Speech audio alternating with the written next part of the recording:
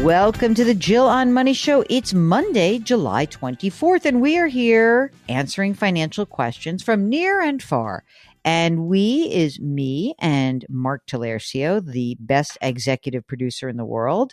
And it is Mark's birthday week. So when you send in notes, don't forget to wish Mark a happy birthday. He's going to be 25 again. He's been practicing that birthday for a while. Mark, don't you think it's better to be where you are now than 25? Like every decade does get better, right? No doubt about that. But yeah, every decade gets better until when? I'm guessing at some point it starts to get worse. Well, you know, like I told you, I'm obsessed with that Julia Louis-Dreyfus podcast that she did. And she interviews women who are older than she is. And she asks these women who are like 80 and sometimes even 90. She interviewed Carol Burnett. It was phenomenal. And, you know, she says, well, how do you're 80 something. How do you feel? Most of them are like, well, like in my head, I feel great, but in my body, just, you know, it's been breaking down forever. So it's not fun. I'm not great. But I also want to let everybody know that we often have these questions. They're from people who are thinking about retirement and maybe they're a little bit more established. We want to hear from everybody who has any sort of financial question. Okay. So I just want to start by telling you that you can submit your question by going to our website, jillonmoney.com, click the Contact Us button. Just tell us what's on your mind. And then, you know, if you want to come on the air, Mark, he'll do everything else. While you're on the website, a couple things you can do. If you're feeling charitable, you can give to My Cycle for the Cause. We're getting a little bit of dribs and drabs. I love $5, $10, $15 donations. They're great. If you feel like we've really helped you out and you want to be a supporter of the center, the LGBTQ center, and raising awareness for HIV and AIDS, then you can give as much as you'd like. I'd be delighted as long as it's within your, you know, in your capabilities. Okay.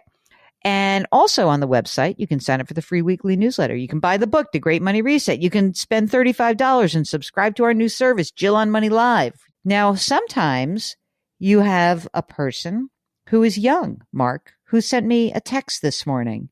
Let's call this young woman the niece of the pod. She's a niece of the pod. She's 14 years old, and she wants to know the following. You ready?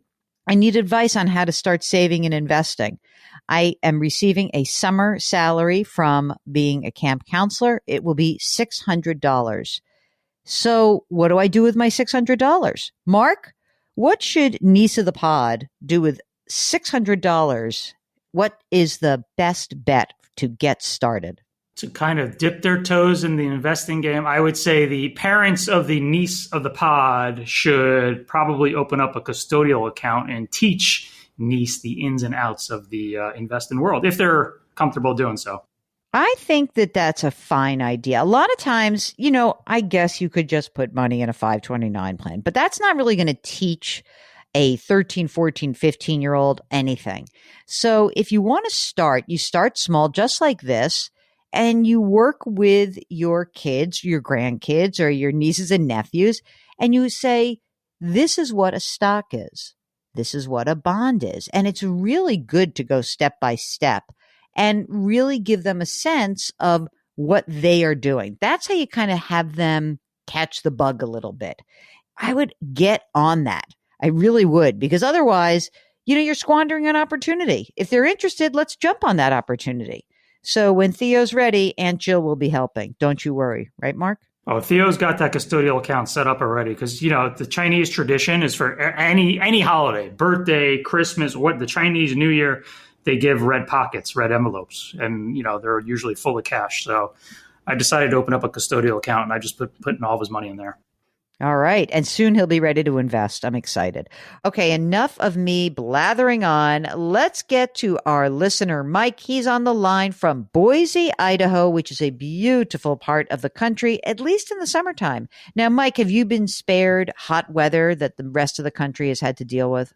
You know what, Jill? It's not as good as I'd like to say. We've got a lot of 100-degree days up ahead. I enjoy the fall and the spring a lot more than the summer here. Summers are tough everywhere. Okay, so Mike, what brings you to our program today?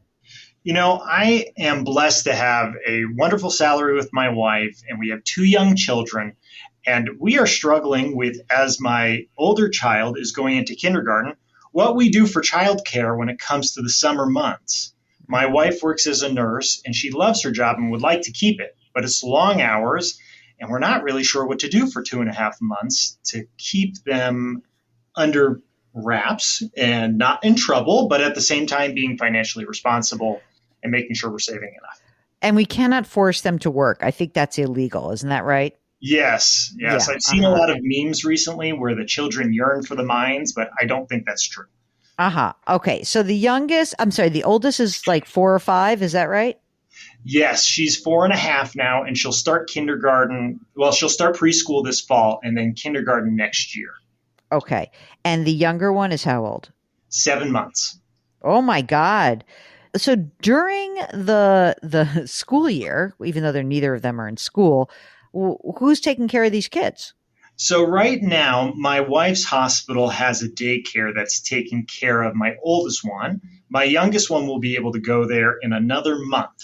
And part of the reason why this is giving me a little bit of a headache is since my youngest daughter was born, up until this time, allowing my wife to work, we've had a nanny. And our nanny is wonderful. We love her, but it's causing me to run in the red on my monthly budget. So if we keep the nanny, we don't have to worry about, well, wait, let me go back. If you're making all the money in the world, would you keep the nanny? Yeah, we'd keep the nanny, I think. Okay. How much do you pay the nanny? We pay her $22 an hour. So what does that work out to? Like $2,500 to $3,000 a month. Let's call it $3,000 a month. Okay. All right. Now, how much do you earn, Mike? I earn $300, and I just started my job in March, and my wife earns about $40. I have a chance for a bonus of about $45,000, and that pays out in the summer months if it hits. Okay. And your wife makes 40, right? Yep. And she's working long hours for $40,000, right? She's working part-time Monday through Wednesday, usually, as a nurse. Okay. So the Monday through Wednesday schedule, okay? Is she happy with that? She's happy. It's more of an outpatient schedule. It's great. She just doesn't have the flexibility to do a 9 to 3 kind of thing. So ideally, what does she want to happen? Like, let's just talk again. Give me the ideal picture. Is she would not work, or she would work and have more flexibility? What does she really want to do? She loves her job and she wants to keep it. So I'd like to allow that to happen. Okay. And I don't have a problem with that. What I do is when my oldest daughter comes summertime and we've got 2.5 months of Monday through Wednesday, I need to find childcare during that time. What do you mean? I got my nanny. What's the problem? Why are we worrying about $3,000 a month? It's going to go away in a couple of years anyway. I guess my current expenses are like $13,500 without the nanny. And so with it, it's $16,500. And that pushes me on my savings. I don't want to. Hold on, Turbo. Just slow down. How much? All right. So let's just look at on your 340. You guys make $340,000 together. Forget about your bonus for a second. Okay. And you need $13,500 to live on. Tell me about the amount of money you've saved so far. Okay. So we have about $45,000 in cash right now. And that's inclusive of our emergency fund. I have $92,000 in a brokerage. In our retirement, I have $144,000 in a Roth IRA, and that's both my wife and mine combined. Mm-hmm. In our 403B, we have $76,000 in my wife's account, $94,000 in mine, so that's $170 total. And that's retirement specifically and brokerages. For our 529, we have about $22,000 in that, and just a few smaller accounts for an HSA, et cetera. Okay. But right now, what are you putting away in your retirement accounts respectively? What are you both putting away? So I'm maxing out my 22.5 right now. Mm-hmm. And then we do max out a backdoor Roth for both of us. So that's another 13. We have probably about 3,000 going into an HSA over the year. And then we also have at least 1,000 a month that I put into a brokerage. And so I usually try to put in closer to 2,000 on average, but some of those are bulk drops. Is this it for kids, or are you going to have another one? I think this is it, unless we adopt a few more years down the line. Okay. Oh, that's nice. That's a lovely thing. Tell us about the house. Yeah, so our house is 860,000. We bought it about 2 years ago. We've got a 2.75% rate on the mortgage. Remaining is 526,000. Life insurance for you? Yep. I've got life insurance. It's about 1.8 million right now. And your wife also has some insurance? Yeah, she's got 3 times her salary through the job, and so again, that could be bumped up a little bit. Okay. Would you agree, before I let Mark talk to you about this, would you agree with me that essentially, if we kept the nanny for the next 4 years, are you saying to me the thing that's bugging you is that you won't be able to put your 2 grand a month into 1 to 2 grand a month into your brokerage account and for the next 5 years, and instead you would just be putting money into your 403bs? Yes. That's what bugs you, right? Yeah, I don't think that that's enough to be saving for my retirement. I guess 4 years is just 4 years, but that would stress me out a little bit, not thinking that I'd be set long term. Yeah, but just in 4 years from now, just think of how much money you're going to be able to save when all this comes off the books. Exactly. Like, how old are you, Mike?